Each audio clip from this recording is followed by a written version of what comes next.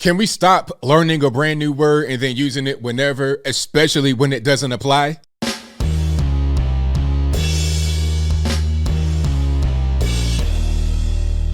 How's everybody doing? My name is Anthony Brian Logan, and today we got to talk about the mayor of Chicago, Lori Lightfoot, accusing the president of the Fraternal Order of Police, and I suppose the police officers themselves, of trying to incite a quote-unquote insurrection due to not complying to the terms of the vax mandate in the city of Chicago. Now, as I said from the beginning, please, let's stop learning these new words. Insurrection. Let's stop learning these words and then using it over and over again. Nobody said that word before the whole January 6th kerfuffle. Now, everything is an insurrection, all right? You want peanut butter and jelly with no corners on the bread? That's an insurrection against the bread industry. You want to have some bodily autonomy? You don't want to get the vax? Or maybe you don't want to tell someone that you have the vax or you don't. If that's going on, then you're trying to incite an insurrection. It's the dumbest thing in the world, but here we are. Now, before I go any further, let's roll two clips. The first one will be from local news out there in Chicago, and you'll see more of the police officer's perspective. Then you're going to see Lori Lightfoot's response. After we get done watching those, I'll come back. I'll talk about what was said there. Then I'll give you my 2 cents and my deep detailed analysis. And then I'll wrap it on up with a nice bow on top. So without further ado, let's go ahead and roll it. Well, the back and forth between the mayor and the Chicago Police Union, it continues this morning. We're talking a flurry of emails and memos as the vaccine mandate entered its first full week in effect. CBS 2's Muga Odigwe obtained the latest threatening memo sent out to officers. At least 2 memos have gone out since Friday's deadline. But this morning, the head of the police union says officers are holding the line. The unofficial number we have is about over 3,200, so about a third of the department. FOP President John Catanzara says that's the number of officers who haven't complied with the city's order to report their vaccination status to an online portal. He says those officers will be getting called in today, and once again, they'll be asked to do so.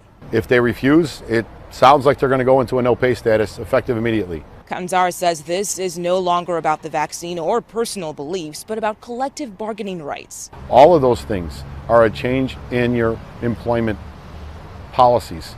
You have to negotiate with us what that looks like. The city has refused to do that. 2 memos have been sent out since Friday. The latest from Sunday involves consequences officers could face if they don't follow the city of Chicago's vaccination policy. That officer will become a subject of a disciplinary investigation that could, quote, result in a penalty up to and including separation from the Chicago Police Department. The memo goes on to say that sworn members of the department who retire while under an investigation may be denied retirement credentials. On Saturday, a different memo was sent out. It says days off now require approval from a deputy chief or above. CPD hasn't said if this is related to the ongoing tension between the police union and Mayor Lori Lightfoot over the city's vaccine mandate, but as of now, the union is not budging. Our moniker all week has been hold the line for a reason. Else who's not here, since it was short notice on the questions. I guess the big question is why legal action, but can I also put it this way? There is a different tone from CPS, from Pedro Martinez. He was asked, what's going to happen to those who don't have their vaccines? And he said the other day, we're going to work with them. We're going to talk to them. We're going to make sure try to understand what's going on. So why a different tone for CPS than the police? Well, I don't think there is a different tone for one versus the other. CEO Martinez has indicated that, and again, in agreement with the union, so that is one circumstantial difference, that every adult in the system has to be vaccinated. And that agreement was reached months ago, and they've been working very hard to execute on that agreement, reached with all the collective bargaining agencies that employ folks at CPS. So it's a very different set of circumstances, and I think he believes it's going to be a very small group that remains either unvaccinated or not signing up. And so he understands, though, that accountability is important, as do we. So you asked the question of why the lawsuit. Because we believe that the FOP leadership is trying to foment an illegal work stoppage or strike, pure and simple. We've laid that out in the materials, and we're not having that. The contract is clear and it's been known for a long time.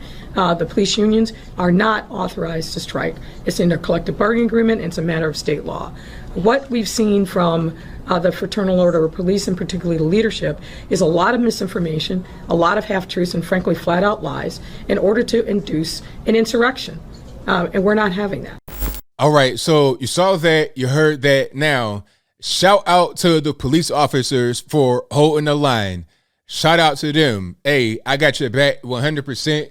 If I can do anything for you, whatever it is, I know a lot of you guys may watch this show. Hey, just hit me up. I'll see what I can do. I got your back 100%. 1/3 of the police force out there in Chicago are not complying. That is a really big chunk. Can they afford to lose 33%, right around that, of their police officers, especially at a time like this where you have a staffing problem regardless of what? You can be flipping hamburgers, you could be frying up hot dogs, you could be slinging chicken wings, you could be working at Best Buy, Target, Amazon. Everybody has a staffing problem. We see all those ships off the coast in the water in LA and Georgia, Florida, everywhere. Not so much Florida, but we see these ships in the water. Why? Is it because there's some kind of mechanical problem? Is the water not deep enough for the ships to get the... No, what the problem is, there's not enough staff of truckers, rail guys, crane operators, everything else to get these ships offloaded, to get the trucks from point A to point B. There's a staffing issue all over the world, and especially right here in the US of A, where they've expanded the welfare state, where you're able to get $20,000 on the food stamp card, but that's a different story, and I digress. If there is a staffing problem among all industries, there most certainly will be when you're talking about law enforcement, especially when police have been villainized, thrown under the bus for no reason, sent to the penitentiary when they should not be sent to the penitentiary. Now, I'm not saying every officer is perfect, but in any profession, no person is perfect. You could be a plumber, pipe fitter, whatever. There may be some bad guys in that industry the same way you may have a bad police officer. That doesn't mean that the majority of guys that come to your crib looking like Mario and Luigi are some kind of criminal. That's just not reality. You understand? The whole point is that you're going to have a hard time replacing these guys because you had a hard time recruiting officers before all this vax mandate stuff happened. And you know what? I'm willing to bet that a lot of the staffing problems across the country are being worsened by the vax mandate. I saw a study or some stat somewhere that said that New York City restaurants were losing between 40 and 60% of their revenue that they've had recently, not even just the pandemic revenue, their recent revenue because of the vax mandate. All right. So you're compounding a lot of these problems with barriers to entry that seem insurmountable. You're paying more money because there's a need for the labor, because there's a labor shortage. But then you want to say, okay, here's another barrier for you, vax mandate. Well, I don't want to do that. I'd rather go do something else where I don't have to have this mandate on me. You see what I'm saying? So it doesn't make any sense to do this. We all know that the vax does not prevent transmission. I'm going to say that every day. I'm going to say that every single day, like how people use the words they use that they learn and they want to say that every day, even when it doesn't apply. I'm going to say the whole thing about the vax not preventing transmission every single time. Somebody could say, hey, ABL, how you doing today? Well, I'm great, man. You know, Rochelle Walensky said that the vax does not prevent transmission. I'm going to say that every day. I don't care because it needs to really get out there. And I feel like every time I say it, somebody hearing it for the very first time. Maybe Lori Lightfoot has not heard this yet. Maybe the lawmakers or whoever in Chicago have not heard this yet. But the vax does not prevent transmission. So what is the purpose in doing this? The guy in the news clip was talking about more officers have died from the virus than have died from gunfire. But talk about a thing like firefighters, for example. If you were to put a vax mandate on fire, which it probably is because fire and police kind of work hand in hand. So I presume there's a vax mandate on firefighters. Maybe I'm wrong about that. But half or close to half of all active firefighters die from heart attacks. Half. I think right around 45% or more die from heart attacks. So, I mean, are half of firefighters dying from fire when they go into a building and they're getting burned up? No. Because a lot of times they stay on the outside, their surroundings around. You're not going to get killed. You're not going to die that much from the dangers of the job, meaning the fire, or if you're a police officer being shot and killed. That's not necessarily that common. It can jump up and increase in, I guess you would say, your commonality. It can become more severe depending upon the circumstances, depending upon where you are.